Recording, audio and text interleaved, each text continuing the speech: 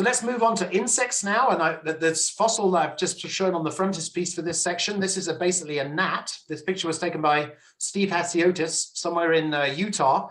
And some insect like a midge or a gnat or a daddy longlegs was flying along just above the sediment in a very shallow water setting, possibly even exposed on a mudflat. And as it was spiraling around, it left this spiral trace. So this is an insect spiral trace.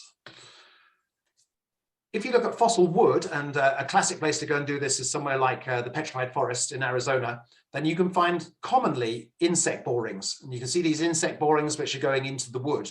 And if you're quite adept at this, you can go to some of these places where they'll have hundreds of pieces of fossil wood which are all being sliced from where people own the land. So they're not within the national park, they're just outside the park. And if you go through them, every now and again, you'll come across an example that has been bored by insects. So you get the chance to get double for your money. You get a piece of fossil wood and you get a beautiful trace fossil as well. So those are some of the traces that you see in wood. You also see traces which are made by mollusks. So we've just gone through the mollusk section, but I included them here because they're also boring into wood. So these are made by shipworms. So shipworms obviously sound like worms, but they're actually a bivalve called teredo.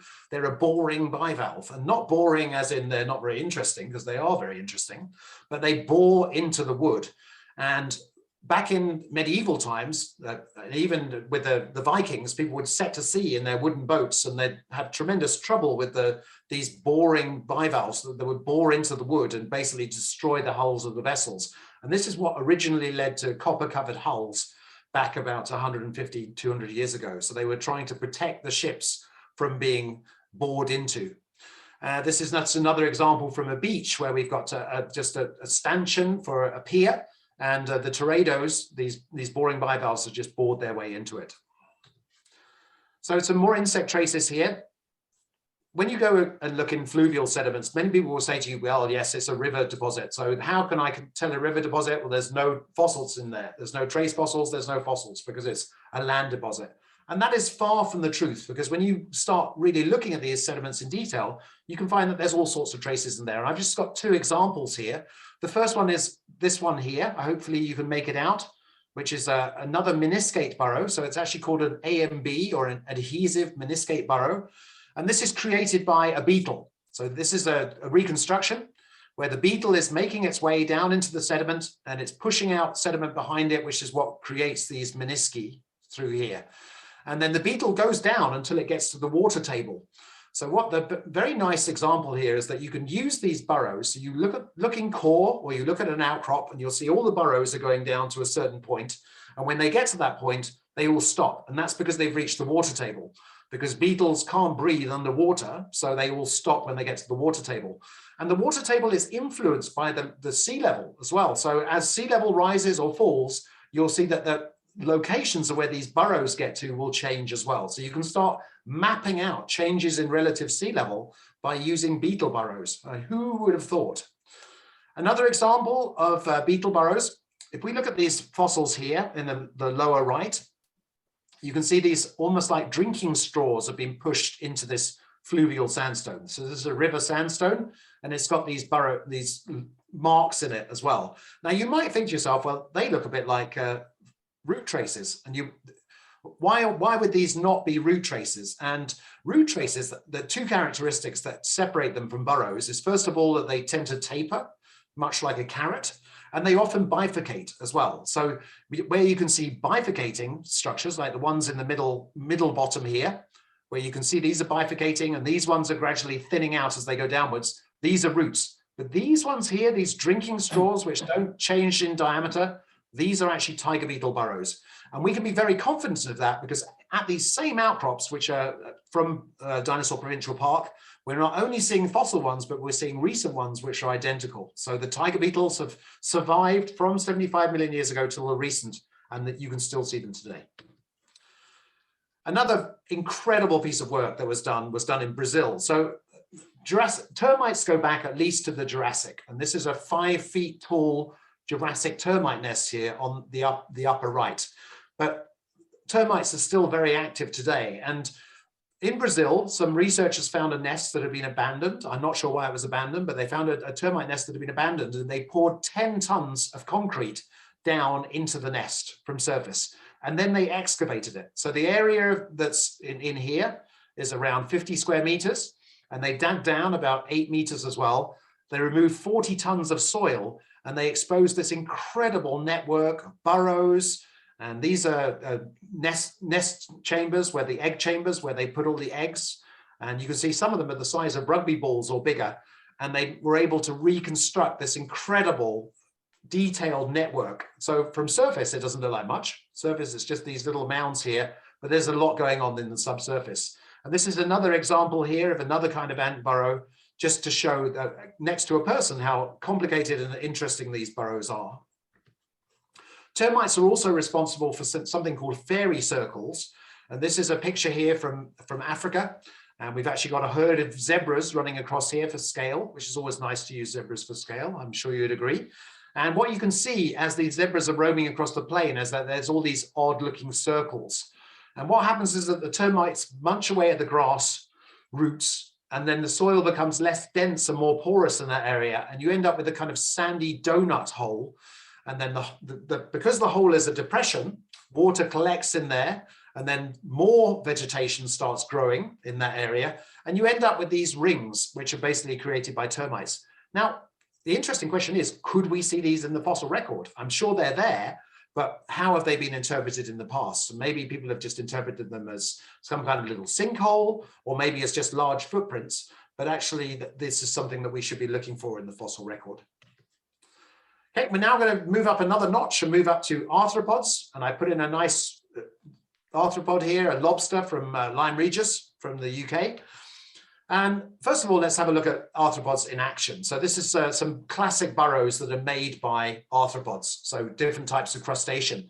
These ones up at the top here on the right from Thalassinoides, which is one of the most common trace fossils that we see in the fossil record. And these are made by glass shrimps. And these glass shrimps, you can see that these burrows are quite sizable here. Sometimes the burrows are actually bigger than they were originally because they get cemented up. But these are quite sizable shrimps that were in here. The field of view here is about 4 meters across. There is a pencil there somewhere for scale, but I can't pick it out right now. But anyway, what we find, and the reason that you can tell what kind of burrows these are, is that they have these bulging confluences. So where you have an intersection of two different burrows, the lobster has come along here, or the shrimp has come along here, got to this point and then thought, oh, I think I want to go this way. So it turns around and then goes off in this direction, often scratching its tail around the sides of the burrows. And so we end up with these enlarged confluences or junctions between the different burrow structures. And we can see another example here. This is from Dorset, where we've got a nice network of these burrows. And you can pick out the kind of bulbous intersections here for where the different burrows intersect. Another kind of recent structure, a recent trace here is from a crab burrow. So this is from Southeast Asia, from Brunei. And there's a crab would have been living down here in this burrow. And as it's digging its burrow, it makes balls of sediment and then just throws them out of its burrow to create more space within the burrow. Now, talking of making balls, one of the fossils that you might not want to invite to your house would be a kind of shrimp called Ophiomorpha. And this shrimp, as you can see, makes this burrow which is full of nodules around the outside. And the way that this animal operates is that it's making a burrow through the sediment, and it wants to make sure that its burrow doesn't collapse in on itself. So it takes its own poop, rolls it into balls, and then plasters it on the outside of the burrow. So you end up with this nodular looking structure here, which is basically coated with poo wallpaper. So I'm not quite sure that's the kind of animal that I'd want to invite round to my house for dinner, in case it got ideas to do some decorating in my place as well. Another type of burrow that we see from arthropods are crayfish burrows, and these go back a surprisingly long way.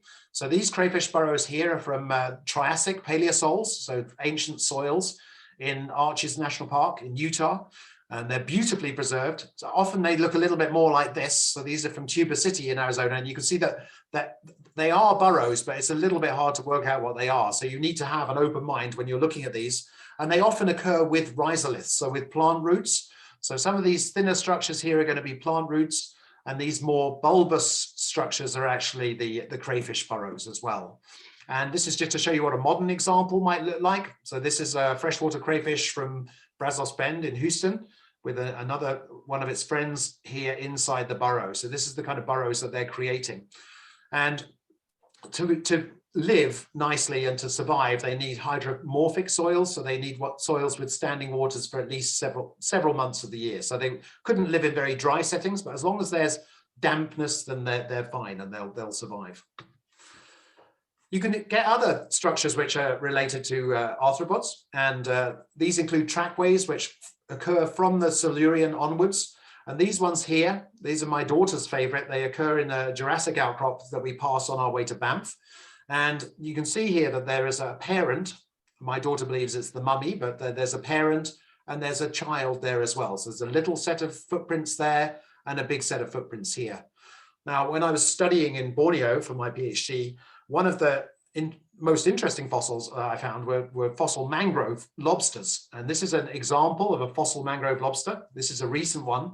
And you can see they've got these big claws, kind of boxing glove-like claws, but these are pretty rare. If you imagine that through their lives, they'll probably have 3 or 4 molts and then the body fossil. So you might get 4 or 5 fossils of these maximum over a mangrove lobster's lifetime. But in the same amount of time, it's going to make literally millions of footprints. And these are mangrove lobster footprints here. And so they're a nice way of being able to tell that you're in a mangrove environment, because they're quite distinctive in their morphology. So you can say, right, we've got mangrove lobster footprints, so it's probably going to be a mangrove. And this particular trace here, this trackway here, you can see that one of the sides of the lobster footprints is going in a lot longer and deeper than the other side. And my interpretation of this is that maybe there is a lobster with a bit of a limp. So we could even start looking at ailments within the lobsters by looking at their trackways. Okay, let's move up into fish now. And there's a lot of fishy activity in the fossil record. And this is a big statement to say, but I think there's less fish traces recognized than any other branch of ichnology. So there are thousands, tens of thousands of fish traces out there in the fossil record that are just simply unrecognized. So we went to an aquarium. I think this is from Chicago, and we were watching the rays playing around in their aquarium. And I was taking photograph after photograph because they were doing all this activity and feeding. So they were using their noses to burrow into the sediment. And then we had the wafter here. This is a wafter who's wafting its sails, its fins, and using them to waft up the sediment so it can actually look for shells that are exposed after it's done the wafting. And the net result of that is a sort of pit with quite vertical sides that these creatures create. And this, to me, is a fossil example from the Sandakan Formation in Borneo. There's a scale there, a small coin, and we've got this staggered sort of graben sitting in there, small graben, which I think is related to a feeding trace from some kind of stingray or a similar animal like that. And I've got another example here from core. This is from Cretaceous core from the Cardium Formation from Alberta. And we've got this very steep-sided structure in here that's filled in with pebbly material within a sandstone. And I think that this may be a sturgeon feeding trace as well. Now, I can't be certain of that. It's a little bit hard. The only real morphological evidence we got is that it's a very small little depression, and it's hard to imagine how that would form from natural processes. So I think that there was a fish involved.